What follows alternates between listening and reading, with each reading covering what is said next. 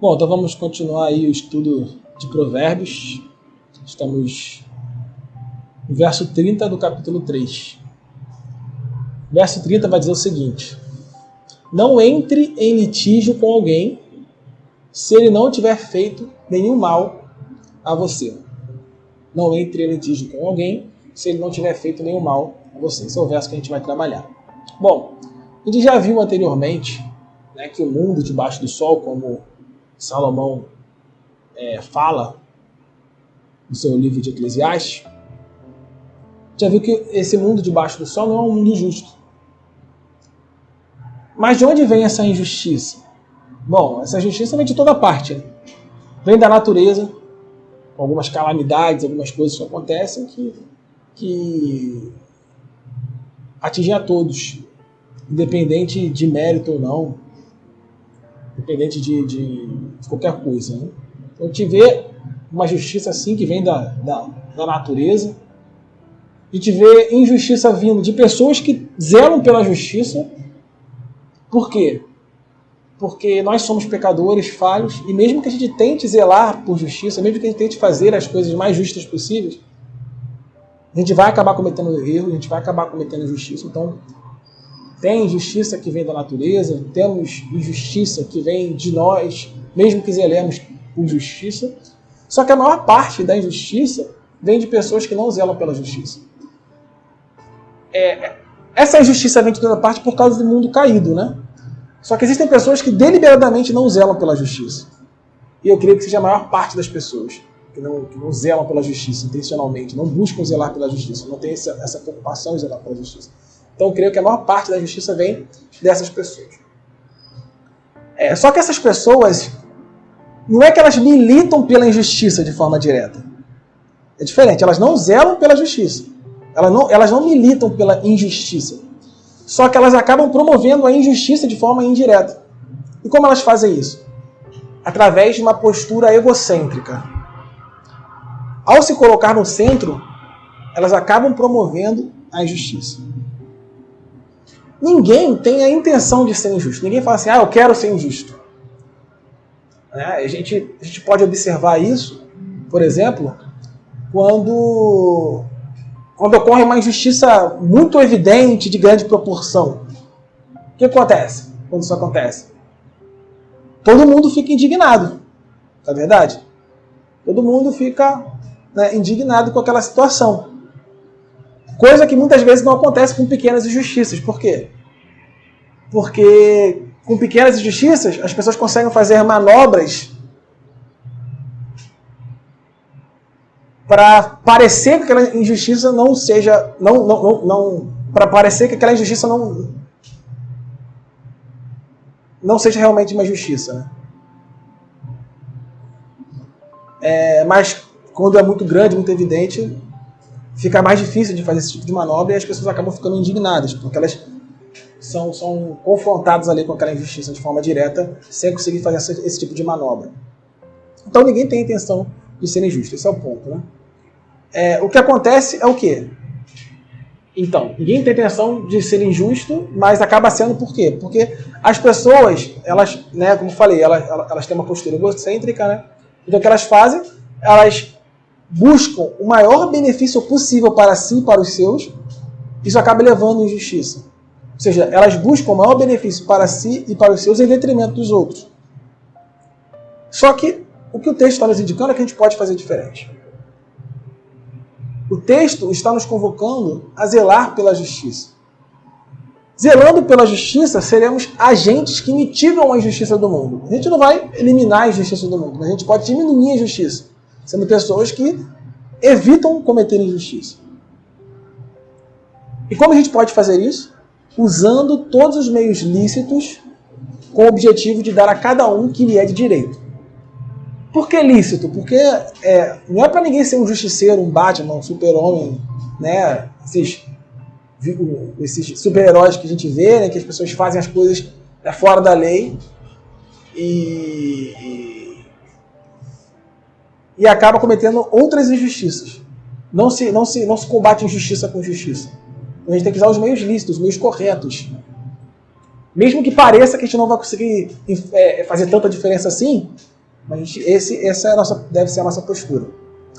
E o segundo ponto aqui importante, que eu falei aqui, é que a gente tem que buscar dar a cada um o que lhe é de direito.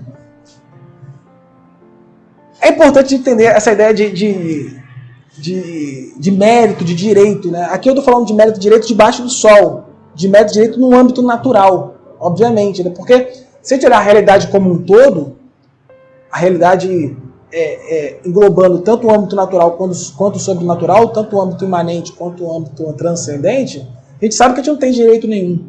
A gente sabe que a gente não é merecedor de nada. A gente sabe que o que a gente merece é a condenação eterna. Até o pão que a gente ganha foi porque Deus proveu aquilo, a gente sabe disso. Só que no âmbito natural, olhando só para as coisas debaixo do sol, parece ser importante a gente considerar uma ideia de honra, de mérito. Parece que existe, é importante nós como cristãos considerar isso. Afinal de contas, pensa só. Uma pessoa que comete crimes, ela tem a sua liberdade retirada. Ou seja, nos parece que a liberdade vem com o mérito de você o quê? Cumprir a lei. Existe um mérito pela liberdade. E parece que se a gente não se valer disso, não zelar por essa realidade, parece que a gente vai cair na injustiça. A gente vai se sentir indignado, a gente vai sentir que estamos promovendo a justiça e de fato estaremos promovendo a justiça. Imagina um aluno que estuda e tira 10. Um outro aluno não quer nada, não se esforça e tira 0. Existe um mérito pelo 10 do aluno. A gente precisa zelar para honrar aquela pessoa que brigou por aquela honra, que fez por aquela honra nesse âmbito natural. E aí parece que existe um vislumbre dessa realidade em Romanos capítulo 3, versos 7 e 8. Olha só o que vai dizer Romanos capítulo 13, versos 7 e 8. É Romanos 13. Acho que eu falei 3 da primeira vez. Portanto, dai a cada um o que deveis. A quem tributo, tributo. A quem imposto, imposto. A quem temor, temor. A quem honra, honra. A ninguém devais coisa alguma, a não ser o amor com que vos ameis uns aos outros. Porque quem ama aos outros cumpriu a lei. Então, a gente precisa honrar quem é digno de honra nesse âmbito natural, obviamente. Porque numa realidade como um todo, só quem é digno de honra é Deus. Mas no âmbito natural, a gente deve zelar por isso. Honrar a quem é digno de honra, dar mérito a quem buscou aquele mérito. Então, dessa forma a gente promove essa justiça nesse âmbito natural. E é por isso que nesse verso 30 ele fala, né? Ele fala, não entre em litígio com alguém se ele não tiver feito nenhum mal a você. Por quê? Porque o litígio não lhe é de direito. Ele não fez, se ele não agiu a fim de te fazer mal, o litígio não lhe é de direito. O litígio é de direito de quem fez o mal a outra pessoa. A briga, contenda, é de direito, é uma consequência de quem faz o mal. Quando a gente entra em litígio com alguém que não nos fez mal, que não buscou fazer mal a gente, né, de um âmbito mais geral, depois a gente vai entrar em alguns pormenores, que nem tentou fazer mal a gente está o quê? A gente está sendo injusto. E aí a gente pode observar que acontece muitas vezes, né, por exemplo, de você punir alguém verbalmente, ou mesmo através de frieza ou maledicência, né? Você ou fala mal diretamente daquela pessoa, ou você simplesmente dá um gelo naquela pessoa, ou fala mal daquela pessoa para os outros. E você faz isso baseado em quê? Em uma conversa que você teve com alguém, em algo que você ouviu alguém falando, algo que você presumiu. Mas aquele que milita pela justiça, aquele que zela pela justiça, entende que qualquer punição nesse mundo, nesse âmbito natural, só pode vir após confrontamento das informações com a realidade e ampla defesa. Você, melhor do que ninguém, pode falar sobre isso, né? A pessoa tem o direito de declarar a versão dela e saber o que está acontecendo. Porque a gente não é Deus, onisciente, para saber o que a pessoa está pensando, para saber toda a realidade. Então a gente tem que confrontar todas as informações que nós temos com os fatos, e para a gente confrontar a gente tem que fazer isso, né? Ter ampla defesa, ouvir a versão da pessoa, para que a punição seja devida. Para que a gente não possa punir alguém sem que essa pessoa tenha feito algo que gere isso como consequência, que gere a punição como consequência. Ou seja, para que a pessoa que tem o litígio, ele tem o litígio porque ele é de direito. Porque ela fez algo que levasse ao litígio, né? Então a pessoa tem o direito tanto de declarar a versão dela, tanto de saber o que está acontecendo, porque muitas vezes acontece da pessoa estar te punindo, sendo fria com você, falando mal de você, você nem sabe por quê.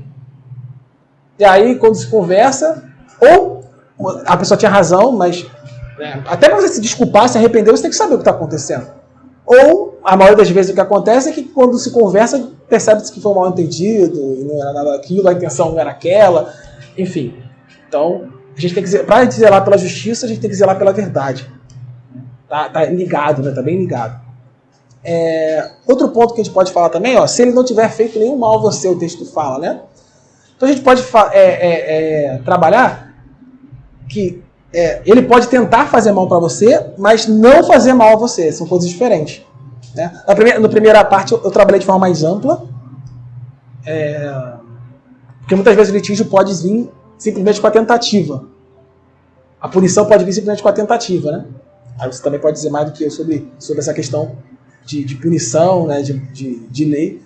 O direito penal, o cogito, o caminho do crime tem 4 etapas. Primeiro é o cogito. O cogito não é punível, você pensar. Depois tem os atos preparatórios, que é a segunda etapa. Também não é punível. E aí, quando você vai para a execução, que passa a ser punível. Que aí a terceira etapa é a execução e a quarta etapa é a consumação. Se ele não conseguir consumar, mas ele já iniciou a execução, é a tentativa. Quando ele já inicia a execução, mas não consegue consumar. Ou seja, bem a partir da execução, você iniciou a execução, e quando isso para por motivos alheios a você, aí já é tentativa e é punível. É punível. Então, viu? Só dando direito. O cogito e o preparatório não é punível. Só a partir da tentativa. Então, agora, o segundo ponto eu quero falar sobre as pessoas que tentaram, só que não fizeram efetivamente o mal a você. Eles não conseguiram fazer o mal a você. E aí, o que o texto parece nos sugerir é que a gente não deve perder tanto tempo com esse tipo de pessoa. Essas pessoas não valem o nosso tempo. Porque, se a gente parar a pensar, os olhos eles só focam em um caminho. Eu não consigo olhar para frente e para trás ao mesmo tempo. Eu não consigo olhar para frente e para o lado ao mesmo tempo. Se a gente ficar perdendo muito tempo com pessoas que estão tentando fazer mal para a gente passa a olhar para essas pessoas e para de olhar para frente. Quanto mais a gente acaba se destacando numa área, a gente age. Quem se destaca é quem age, quem faz. Quanto mais você faz, quanto mais você busca, mais vão ter pessoas que vão querer o seu mal, obviamente, se mais pessoas querem o seu mal, mais pessoas vão tentar o seu mal. Tentar fazer mal a você. Se você perde muito tempo com essas pessoas, você está dedicando um tempo para elas que elas não são dignas daquele tempo. Então a gente também está cometendo injustiça. Então a gente tem o quê? Que muitas vezes não é que a gente vai pode parecer uma impunidade, né? As pessoas estão tentando fazer o mal, mas a gente não está punindo. Mas aqui, eu acho que é importante a gente deixar esse tipo de punição nas mãos de Deus. A gente não deve tentar fazer toda a justiça. Tem justiça que nos cabe e tem justiça que não nos cabe. Né? Então, a gente vai, o quê? A gente tem que focar no que nos cabe. O que nos cabe é o quê? É aonde nós vamos colocar o nosso tempo. Isso que nos cabe. Punir uma tentativa de um mal, né? Claro, que não seja um crime ou coisa desse sentido, que a gente pode levar para as instâncias, né, que trabalham com isso. De qualquer forma, não é a gente que vai resolver também. Mas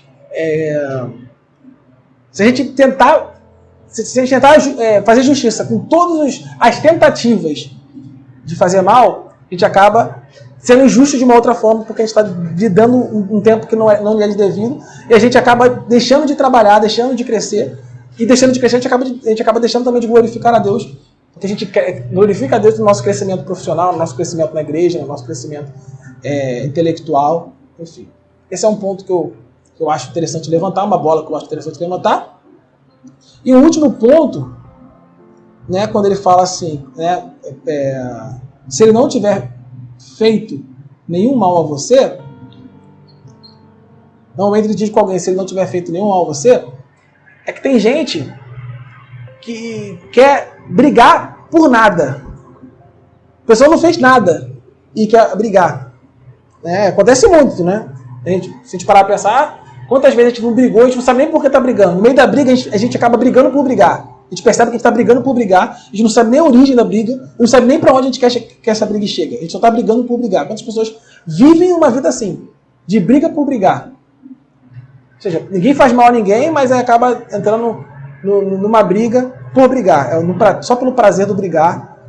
E aí revela um estado pecaminoso no nosso coração, né? É o prazer do litígio. Não é o prazer da justiça, mas é o prazer do litígio, o prazer da briga, né? Então, quando a gente alimenta isso, a gente acaba vivendo uma vida de brigas por nada. Né? Porque se a gente briga por nada, a gente sempre vai ter um motivo. Se nada é motivo para a gente brigar, a gente sempre vai ter motivo para brigar. Então a gente vai ter uma vida de briga, uma vida de litígio, né? Então a gente deve só entrar em litígio como realmente nos cabe aquele litígio. Só assim a gente pode mitigar a justiça. Mitigar a injustiça, melhor. Cultivar a justiça. Bom, essa é a reflexão dessa noite, apesar de mim.